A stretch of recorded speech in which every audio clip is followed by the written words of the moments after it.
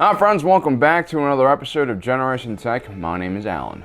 One of my favorite novels in Star Wars is the legendary Republic Commando series. It addresses a lot of the holes and gaps in the Clone Wars that never really get explained in either the movies, cartoons, or other novels. One of the more interesting scenes that I remember from the series is when the clones are discussing the broader war and wondering why the numerically superior Separatist Alliance is seemingly holding themselves back when they could easily carry out a massive attack and overwhelm the much smaller Grand Army of the Republic. Now, obviously, we know that Palpatine was secretly also Lord Sidious and directing Count Dooku and the Separatist war effort. He was trying to create the right atmosphere to gain more executive control as Chancellor of the Republic. But since reading that passage, I've always wondered, what if the Republic still had the clone army and fought against the Separatists, still led by Count Dooku? Who would have won the war then? The Grand Army of the Republic was perhaps one of the most elite fighting forces ever to be created in Star Wars history. And after all, these were clones made from the genetic template of Jango Fett, considered at the time one of the most talented and dangerous bounty hunters in the galaxy. The clones were created to fight wars, and therefore even the most basic rifleman was extremely skilled and dedicated compared to other soldiers. And in the beginning, the clone troopers were shielded from civilian life and unaware of everything they were missing out on. Even then, the clones were conditioned to love their jobs and understand their purpose. Because they weren't civilians, couldn't vote, and didn't have families, they made the perfect soldier. The fact that civilians weren't fighting in the war made war fatigue much lower among the populace, which is important in a republic where elected officials must cater to their constituents. While the quality over quantity strategy employed by the Grand Army of the Republic will win battles, it might not necessarily win wars. The problem with the clone army was it still took a considerable amount of time to train and raise these soldiers. The first batch of clones took around 9 years to reach adulthood. That means 9 years of training, food, clothing, housing, recreation, and everything else it takes to raise a healthy soldier. It's a massive undertaking and resource intensive.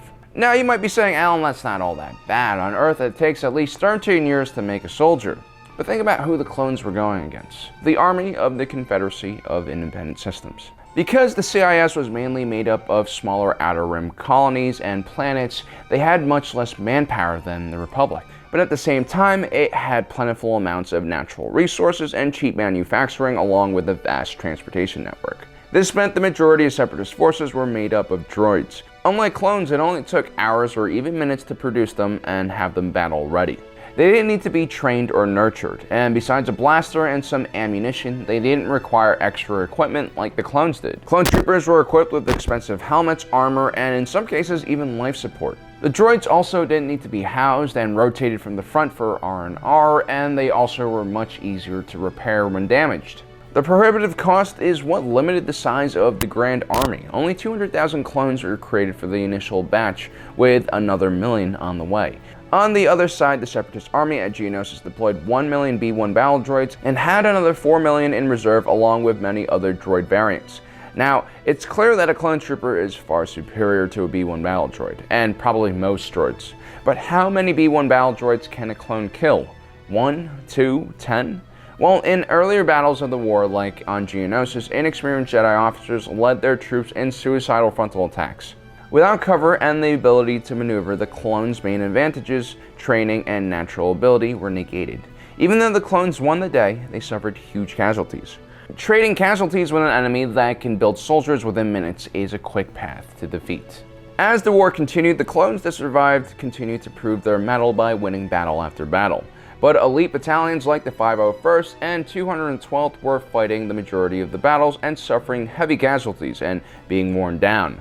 Without proper R&R and replacements, many battalions were functioning and have strength. In Legends, the Republic later developed new generations of clones that took only 1 or 2 years to develop. But even then, that wasn't quick enough to replace the massive casualties the frontline battalions were suffering. On top of that, these new clones were much less effective than their Kaminoan counterparts. The Grand Army of the Republic continued to win battle after battle against the Separatists, but there just weren't enough clone soldiers to plug in all the gaps the Separatists were springing across the galaxy. With so many systems under its governance, the Republic military was way too small to protect its entire territory.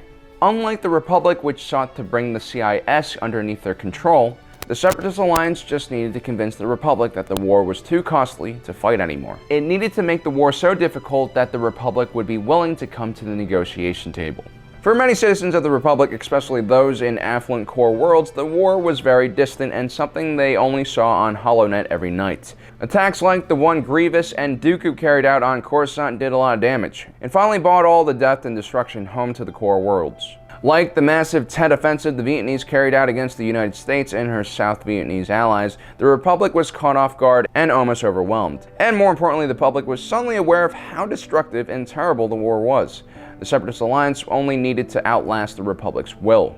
And with its many droid factories spread across the galaxy, it would be very hard for the Republic to stop them before public support for the war ran out. The Republic, on the other hand, was severely in debt. The only reason they had a standing army at all was because of a secretive purchase made by a Jedi a decade ago, which legends say were funded partly by Darth Plagueis and his ties in the banking clans.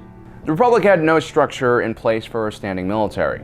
Prior to the war, it had subsidized local military defense forces and a small judicial force. The truth is, without Palpatine's plan for more executive control so that he can redirect more funding for the military and the nationalization of banks, there would have been no way for the Republic to afford to continue funding the GAR and replacing casualties. On the other side, the CIS was a functioning democracy with representation from all of its member states. These were systems that had real grievances with the Republic's lack of attention on the Outer Rim. The CIS were former Republic worlds that were tired of taxation without representation. They were far more invested in this fight against the Republic. They wanted autonomy and fair representation. The Separatist Alliance would have had the ability to continue fighting for at least a few more years, and the GAR would have completely collapsed from a lack of funding. One other fundamental weakness the GAR had was that in canon, the Republic was only growing clones on Kamino, making the planet an obvious target for the Separatists. Even though the clones successfully repelled one attack, after repeated attacks, Kamino would eventually fall. The Clone Wars was a fascinating time in galactic history. It was essentially one sadistic man's playground of destruction. It's hard to know just how much control Palpatine had on both sides of the battle line, but in retrospect, it's obvious that a lot of things would have occurred differently without his meddling behind the scenes. Well guys, that's all we have for you today. I hope you enjoyed today's episode. Don't forget to subscribe and like us on Facebook. In one of our next videos, we're going to compare the cost of creating a clone compared to building a battle droid. So stay tuned for that if you guys want to learn more about this whole conversation. Well guys, thanks for joining us today. If you're watching this, you are Generation Tech.